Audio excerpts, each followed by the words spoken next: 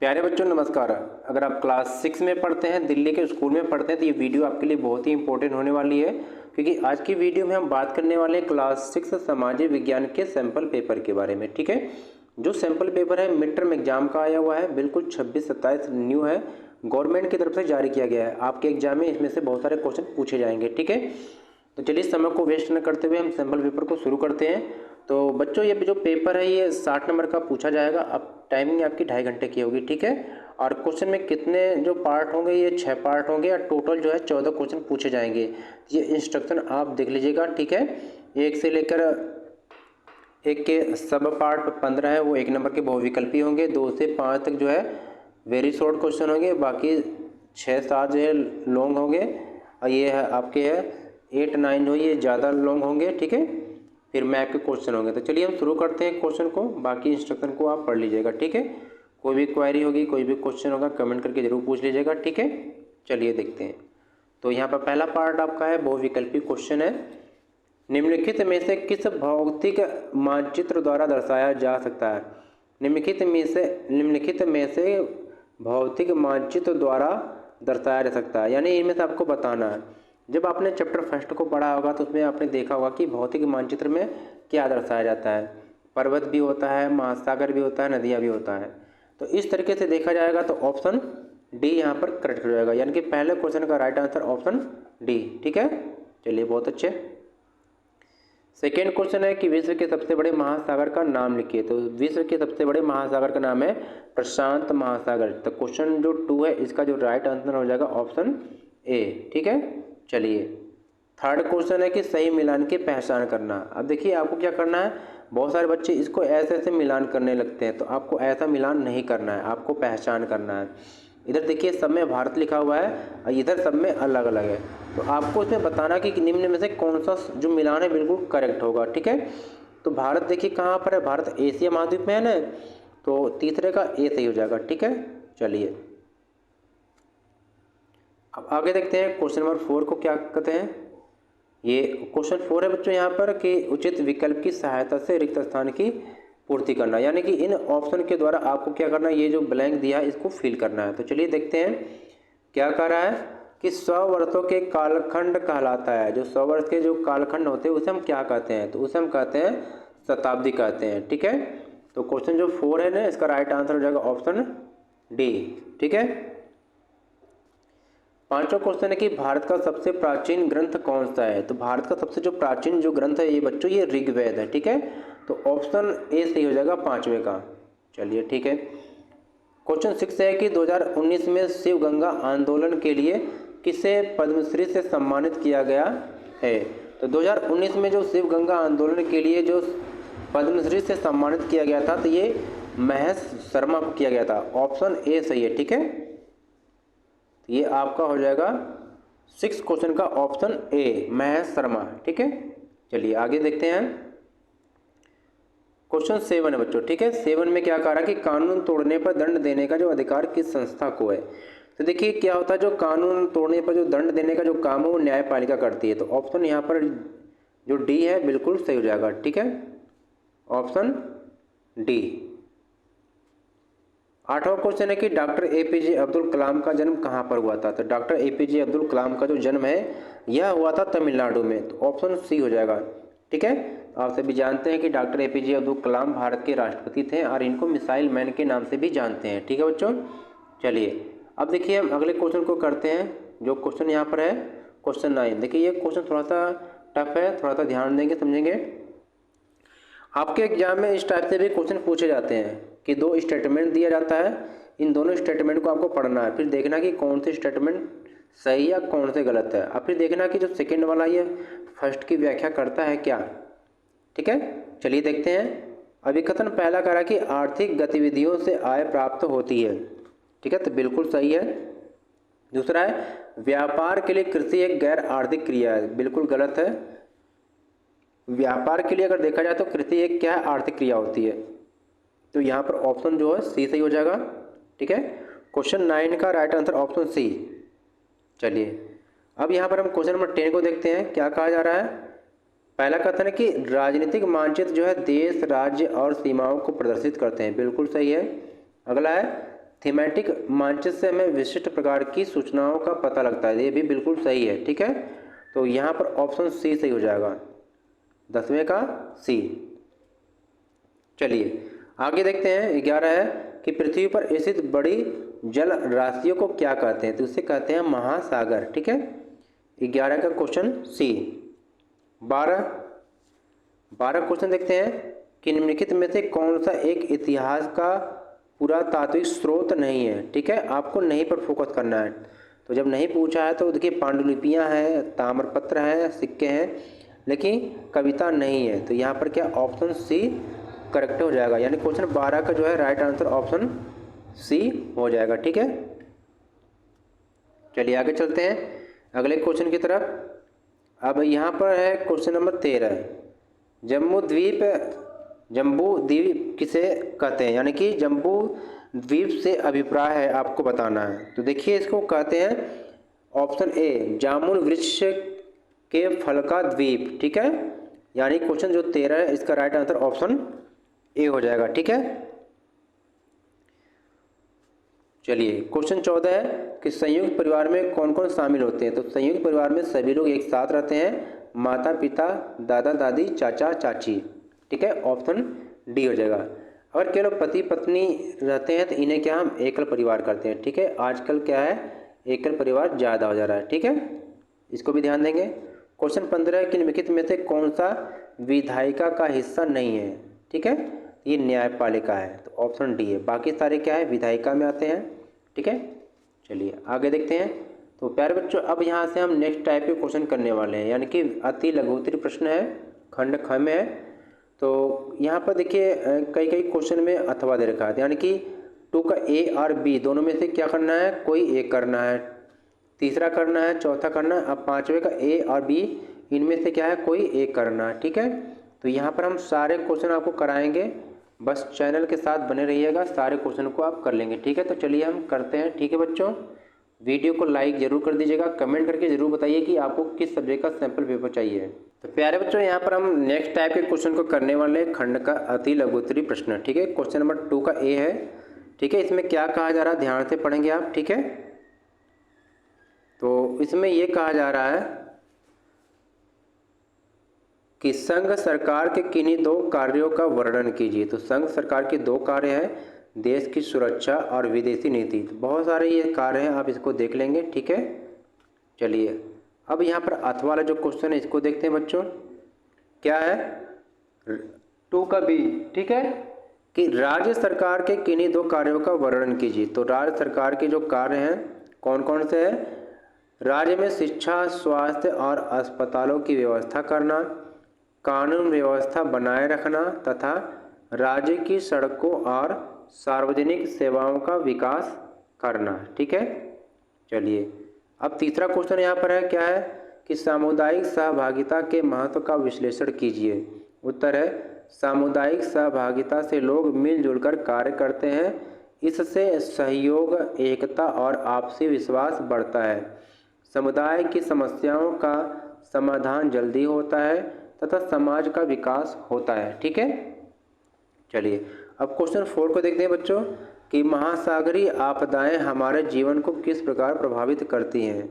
उत्तर है महासागरीय आपदाएं जैसे सुनामी और चक्रवात जन धन की हानि करती है, घर, सड़कें और फसलें नष्ट हो जाती हैं तथा लोगों का सामान्य जीवन और आजीविका प्रभावित होती है। ठीक है, यहाँ पर क्वेश्चन 5 को देखते हैं कि 5A में क्या है कि किन्हीं 2 अक्षांशीय रेखाओं का वर्णन कीजिए। तो आप कोई भी 2 अक्षांशीय रेखा के बारे में आप वर्णन कर सकते हैं। एक तो भूमध्य रेखा हो गई 0 डिग्री, एक है कर्क रेखा जो 23.5 डिग्री उत्तर में है, और एक मकर रेखा भी होती है जो 23.5 डिग्री क्या है दक्षिण में होती है। ठीक है, आप कोई भी कर सकते हैं बच्चों। चलिए अब यहाँ पर अथवा वाले क्वेश्चन को हम करते हैं। ठीक है, 5 के भी कि मानचित्र के किन्हीं 2 प्रकार का वर्णन कीजिए। तो मानचित्र के जो प्रकार हैं, एक तो भौतिक मानचित्र हो गया, इसमें हम पर्वत, पठार, मैदान, नदियाँ, महासागर जैसी प्राकृतिक विशेषताएं देखते हैं। दूसरा है राजनीतिक मानचित्र, इसमें देश, राज्य, राजधानी और सीमाएं दर्शाई जाती हैं। तीसरा है थीमेटिक होता है। ठीक है, तीसरा होता है थीमेटिक, इसमें क्या है विशेष चीज़ का अध्ययन किया जाता है। ठीक है, तो ये भी आप देखेंगे। चलिए अब हम यहाँ पर क्या है, अब यहाँ पर हमने ये अति लघु उत्तरी के क्वेश्चन हमने कंप्लीट कर लिया है ये सब सारे। ठीक है, अब हम क्या है लघु उत्तरी प्रश्न को करने वाले हैं। ठीक है, ये टाइप के क्वेश्चन हम देखेंगे करेंगे। ठीक है, क्या है, तो यहाँ पर 3 नंबर वाले क्वेश्चन है, यानी कि 6 क्वेश्चन में ए बी है, इनमें से कोई एक करना है। 7वें में से ए बी में से कोई एक करना है, लेकिन यहाँ पर हम सभी क्वेश्चन को करेंगे बच्चों। जरूर करना, वीडियो को पूरा देखना, क्योंकि बहुत सारे जो क्वेश्चन आपके एग्जाम में सेम टू सेम पूछा जाएगा। ठीक है, अब यहाँ पर हम देखते हैं क्वेश्चन 6A में कि इतिहास के अध्ययन में समय रेखा के महत्व का वर्णन कीजिए। तो इतिहास के अध्ययन में समय रेखा का क्या महत्व है। तो समय रेखा इतिहास की घटनाओं को उनके घटित होने के क्रम में समझने में सहायता करती है। इससे हमें यह पता चलता है कि कौन सी घटना पहले हुई और कौन सी बाद में। समय रेखा विभिन्न घटनाओं के बीच समय का अंतर समझने में भी मदद करती है तथा इतिहास का अध्ययन सरल और व्यवस्थित बनाती है। ठीक है, चलिए अब हम यहाँ पर क्या है अगले टाइप के क्वेश्चन को कर रहे हैं। 6B, इतिहास अध्ययन में सहायक किन्हीं 3 स्रोतों का वर्णन कीजिए।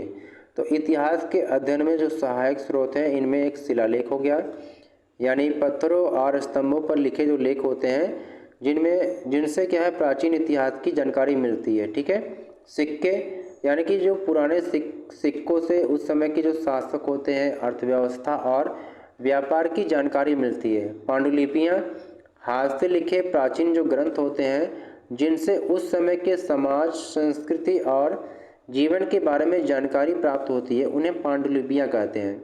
ठीक है, तो यहाँ पे देखेंगे। अब हम यहाँ पर क्वेश्चन नंबर 7 को करते हैं। ठीक है, 7A, परिवार के महत्व की व्याख्या कीजिए तथा आधुनिक समय में संयुक्त परिवार के घटने के कारणों का विश्लेषण करना है। तो चलिए आंसर देखते हैं। पहले हम परिवार के महत्व को देखेंगे। ठीक है, तो परिवार समाज की सबसे छोटी और महत्वपूर्ण इकाई है। परिवार से हमें प्रेम, सुरक्षा, संस्कार और सहयोग मिलता है। परिवार बच्चों के पालन पोषण और उनके व्यक्तित्व के विकास में महत्वपूर्ण भूमिका निभाता है। आधुनिक समय में संयुक्त परिवार के घटने के कारण, ठीक है, इनको भी देखते हैं। तो आधुनिक समय में रोजगार के लिए लोग क्या करते हैं, दूसरे शहरों में जाते हैं। छोटे परिवार की बढ़ती प्रवृत्ति तथा जीवन शैली में परिवर्तन के कारण संयुक्त परिवारों की संख्या जो है कम होती जा रही है। ठीक है, लोग रोजगार की तलाश में शहर जाते हैं। ठीक है, और जिसके कारण क्या है संयुक्त परिवार का विघटन होता है। अगला क्वेश्चन यहाँ पर है 7 का भी है कि समुदाय के महत्व की व्याख्या कीजिए तथा यह भी बताइए कि वर्तमान समाज में समुदाय की भूमिका कैसे बदल रही है। पहले हम समुदाय के महत्व के बारे में पढ़ते हैं। समुदाय ऐसे लोगों का समूह है जो किसी क्षेत्र में मिलजुल कर रहते हैं तथा एक दूसरे का सहयोग करते हैं। समुदाय सामाजिक एकता, सहयोग और विकास को बढ़ावा देता है। ठीक है, आगे क्या है, वर्तमान समाज में समुदाय की भूमिका। वर्तमान समय में शिक्षा, तकनीक और संचार के विकास के कारण समुदाय की भूमिका बदल रही है। अब लोग डिजिटल माध्यमों से भी एक दूसरे से जुड़े रहते हैं और सामाजिक कार्यों में ऑनलाइन तथा ऑफलाइन दोनों प्रकार से भी भाग ले लेते हैं। ठीक है, अब यहाँ पर हम देखो अगले टाइप के क्वेश्चन को करने वाले हैं, दीर्घ उत्तरी क्वेश्चन, यानी कि लॉन्ग क्वेश्चन जो 5 नंबर वाले हैं, यानी कि 8 में से कोई एक करना है आपको और फिर 9 करना है। ठीक है, 2 क्वेश्चन है 5-5 नंबर के, हम यहाँ पर दोनों क्वेश्चन को करने वाले हैं। ठीक है, चलिए शुरू करते हैं बच्चों। 8वें का ए, किन्हीं 5 महासागरों को सूचीबद्ध कीजिए तथा इनके पर्यावरणीय महत्व का वर्णन कीजिए। तो 5 महासागर कौन कौन से हैं, प्रशांत महासागर, अटलांटिक महासागर, हिंद महासागर, आर्कटिक महासागर, दक्षिणी अंटार्कटिक महासागर। ठीक है,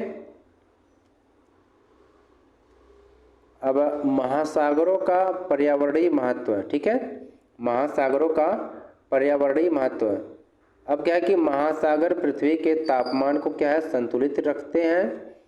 ये वर्षा चक्र यानी जल चक्र में महत्वपूर्ण भूमिका निभाते हैं। महासागर अनेक प्रकार के समुद्री जीवों का प्राकृतिक आवास है। ये ऑक्सीजन उत्पादन और कार्बन डाइऑक्साइड के अवशोषण में सहायता करते हैं। महासागर मत्स्य पालन, व्यापार तथा परिवहन के प्रमुख साधन हैं और मानव जीवन के लिए अत्यंत महत्वपूर्ण है। ठीक है, अब अथवा वाले क्वेश्चन को देखते हैं। यहाँ पर है 8वें का बी, किन्हीं 5 महाद्वीपों को सूचीबद्ध कीजिए तथा किसी एक महाद्वीप की भौगोलिक विशेषताओं का वर्णन करते हुए उसके संसाधनों का महत्व समझाइए। तो 5 महाद्वीप जैसे एशिया है, अफ्रीका, यूरोप, उत्तरी अमेरिका, दक्षिणी अमेरिका, ऑस्ट्रेलिया और अंटार्कटिका। ठीक है, तो इनमें से किसी 5 महाद्वीप के बारे में लिख सकते हैं और किसी एक महाद्वीप के बारे में व्याख्या कर लेना है। तो यहाँ पर हम एशिया के बारे में करते हैं। एशिया महाद्वीप की भौगोलिक विशेषताएं, ठीक है, और संसाधन का महत्व है। एशिया विश्व का सबसे बड़ा महाद्वीप है। यहाँ हिमालय पर्वत, गंगा जैसी नदियाँ और विशाल मैदान पाए जाते हैं। यहाँ विभिन्न प्रकार की जलवायु और प्राकृतिक वनस्पति मिलती है। एशिया खनिज, कृषि, वन और जल संसाधनों से समृद्ध है। ये संसाधन कृषि, उद्योग, व्यापार और लोगों की आजीविका के लिए अत्यंत महत्वपूर्ण है। ठीक है, चलिए अब यहाँ पर क्वेश्चन 9 को हम करते हैं। अब यहाँ पर क्वेश्चन कह रहा कि भारत के नामकरण की यात्रा का वर्णन कीजिए, यानी कि जो भारत का नाम पड़ा है इसके बारे में आपको बताना है। तो चलिए देखते हैं। तो भारत का जो नाम है समय समय पर बदलता रहा है। प्राचीन ग्रंथों में हमारे देश को जम्बूद्वीप और भारतवर्ष कहा गया है। भारत नाम का संबंध प्राचीन राजा भरत से माना जाता है। सिंधु नदी को फारसी लोग हिंदू कहते थे, जिससे हिंद और हिंदुस्तान नाम प्रचलित हुए। यूनानियों ने इसे इंडोस कहा, जिससे आगे चलकर इंडिया नाम बना। आज हमारे संविधान के अनुसार देश का जो आधिकारिक नाम है वो भारत अर्थात इंडिया। ठीक है, भारत के संविधान में इन्हीं 2 का उल्लेख है। ठीक है प्यारे बच्चों, यहाँ पे ध्यान दें कि यहाँ पर हम नेक्स्ट टाइप के क्वेश्चन को करने वाले हैं। ठीक है, खंड आधारित प्रश्न यानी कि केस आधारित जो प्रश्न है। नीचे क्या है, एक मैप दिया गया है। इस मैप को आप देखेंगे, अब मैप पर आधारित जो है क्वेश्चन को हम करने वाले हैं। ठीक है, मैप देखिए क्या है, जैसे कि यहाँ पर दिया गया कि रेलवे स्टेशन और इधर विद्यालय। फिर पूछेगा कि रेलवे स्टेशन से विद्यालय किस दिशा में है, या यहाँ पर अगर हॉस्पिटल दिया है तो पूछेगा हॉस्पिटल से जो है बैंक किस दिशा में है। ठीक है, तो ये आपको दिशा पर आधारित क्वेश्चन है। जैसे यहाँ पर देखिए क्वेश्चन दे रखा है ना कि रेलवे स्टेशन से स्कूल किस दिशा में है, तो ये रेलवे स्टेशन से जो स्कूल है ये किस दिशा में है, तो ये आपके दक्षिण दिशा में है। ठीक है, तो इसी टाइप से अस्पताल से बैंक किस दिशा में है, तो अस्पताल से जो बैंक है वो आपके पूर्व दिशा में है। ठीक है, तो इस टाइप के क्वेश्चन हम चलिए करते हैं। तो यहाँ पर क्वेश्चन नंबर 10 का फर्स्ट है कि रेलवे स्टेशन से स्कूल किस दिशा में है, तो ये दक्षिण दिशा में है।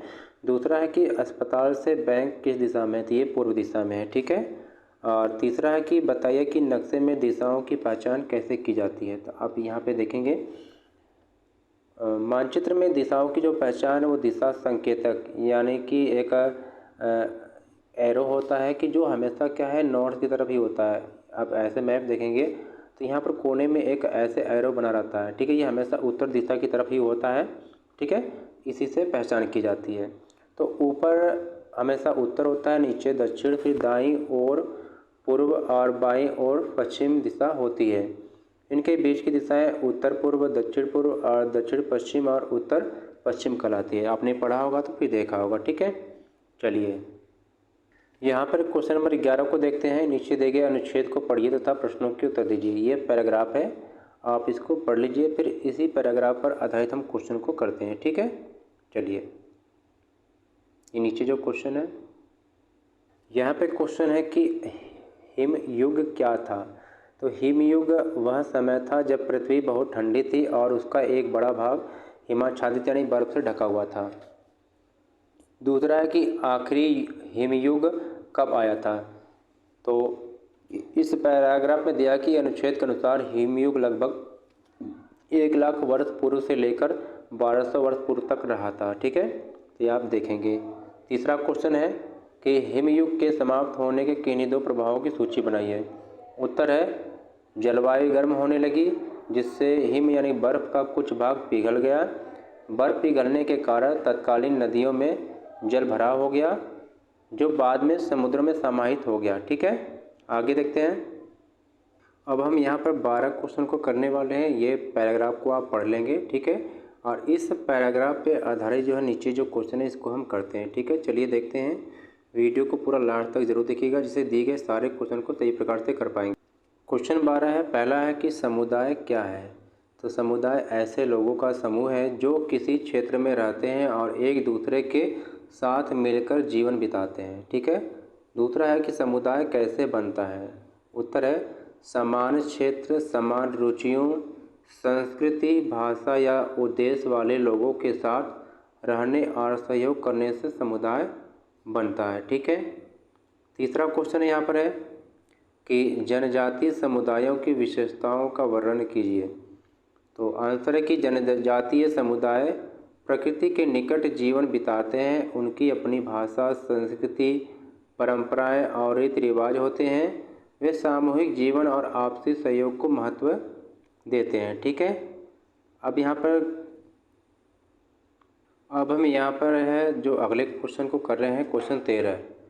ठीक है, ये जो पैराग्राफ है आप इसको पढ़ लीजिएगा। इस पैराग्राफ के बाद नीचे जो पूछे गए प्रश्न है इसको हम करते हैं। ठीक है, चलिए देखते हैं। क्वेश्चन है यहाँ पर कि गैर आर्थिक गतिविधियाँ क्या है। तो इसका उत्तर है कि वे गतिविधियाँ जिनसे धन प्राप्त नहीं होता लेकिन समाज और व्यक्ति को लाभ मिलता है, गैर आर्थिक गतिविधियाँ कहलाती हैं। ठीक है, अगला क्वेश्चन है कि गैर आर्थिक गतिविधि का एक उदाहरण दीजिए। तो उत्तर इसका है कि गुरुद्वारे में लंगर सेवा करना। कुछ और भी आप ले सकते हैं। ठीक है, जो गैर आर्थिक क्रिया का उदाहरण हो। तीसरा क्वेश्चन है कि गैर आर्थिक गतिविधियाँ क्यों महत्वपूर्ण है। तो ये समाज में सेवा, सहयोग और मानवता की भावना को बढ़ाती हैं। इनसे लोगों को संतोष, कृतज्ञता और सामाजिक एकता का अनुभव होता है। ठीक है, चलिए आगे देखते हैं। अब हम यहाँ पर क्या है पैराग्राफ वाले क्वेश्चन करने वाले हैं। ठीक है, तो यहाँ पर देखिए 2 मैप आपको दिए जाएंगे। एक है भारत के मैप पे, यानी कि भारत के राजनीतिक मानचित्र पर आपको क्या है निम्न स्थानों को भरना है। एक कलिंग को, दूसरा सौराष्ट्र को। दूसरा है कि विश्व के राजनीतिक मानचित्र में क्या है इन स्थानों को इनमें से किन्हीं 3 के, यानी कि इन चारों में से किन्हीं 3 को आपको दिखाना है। तो चलिए हम दोनों मैप को करते हैं। ठीक है, तो यहाँ पर हम देखते हैं कि 14A में, यानी कि भारत के राजनीतिक मानचित्र में हम कलिंग को देखते हैं और सौराष्ट्र को। कलिंग देखिए उड़ीसा में है, सौराष्ट्र आपके गुजरात राज्य में स्थित है। ये भारत के मैप में इसकी लोकेशन आप देख लीजिए। ठीक है, ये देखिए आपका ये जो लोकेशन है ये कलिंग का है। ठीक है, ये आपकी जो लोकेशन है ये सौराष्ट्र यानी गुजरात में है। चलिए अब वर्ल्ड के मैप में हम देखते हैं। अब यहाँ पर देखिए वर्ल्ड के मैप में आपको क्या है अफ्रीका, ऑस्ट्रेलिया, अंटार्कटिका। ठीक है, और फिर यहाँ पर अटलांटिक को, इन चारों को दर्शाना है। ठीक है, तो अब यहाँ पे देखेंगे ये आपका विश्व का मानचित्र है। ठीक है, यहाँ पर देख लीजिए अच्छे से। अब यहाँ पर देखिए ये आपका अफ्रीका, ये जो महाद्वीप है ये अफ्रीका का है। ठीक है, और ये जो है महाद्वीप ये ऑस्ट्रेलिया का हो गया। और ये आपका जो है ये अंटार्कटिका महाद्वीप है जो बर्फ़ से जमा रहता है। और ये है जो आपका है ये वाला एरिया है ये आपका का अटलांटिक महासागर है। ठीक है, ये क्या है अटलांटिक महासागर है। इन चारों में से कोई 3 आपको करना है। अब चारों कर देंगे तो और भी अच्छी बात है, लेकिन 3 ही करना है। तो यहाँ पर देखेंगे कि हमने क्या है इस सैम्पल पेपर जो क्लास 6 सोशल साइंस का बिल्कुल न्यू है 2026-27। ठीक है, मिड टर्म एग्ज़ाम का है, इसको हमने कंप्लीट कर लिया। तो अगर आपको लगता है कि इस वीडियो से आपकी हेल्प हुई है तो वीडियो को एक लाइक करिए। ठीक है, वीडियो देखने के लिए धन्यवाद। वीडियो को अपने फ्रेंड्स को शेयर करिए और कमेंट करके ज़रूर बताइए कि आपको ये वीडियो कैसी लगी, आप नेक्स्ट वीडियो किस टॉपिक को चाहते हैं। और ऐसे ही वीडियो को देखने के लिए हमारे चैनल को सब्सक्राइब ज़रूर कर लीजिएगा। ठीक है, बेस ऑफ एजुकेशन मंत्रा। चलिए आगे चलते हैं। यहाँ पे देखेंगे आपके लिए है कि आज की पढ़ाई आपका भविष्य बदल सकती है, मेहनत आज की सफलता कल की। ठीक है, तो हमारे चैनल पे क्या एनसीईआरटी बेस क्वेश्चन कराए जाते हैं, परीक्षा से रिलेटेड कंटेंट होते हैं। ठीक है, क्लास 6 से 12th क्लास के सामाजिक विज्ञान की पूरी तैयारी की जाती है। तो फिर मिलते हैं एक नई वीडियो के साथ, तब तक नमस्कार बच्चों।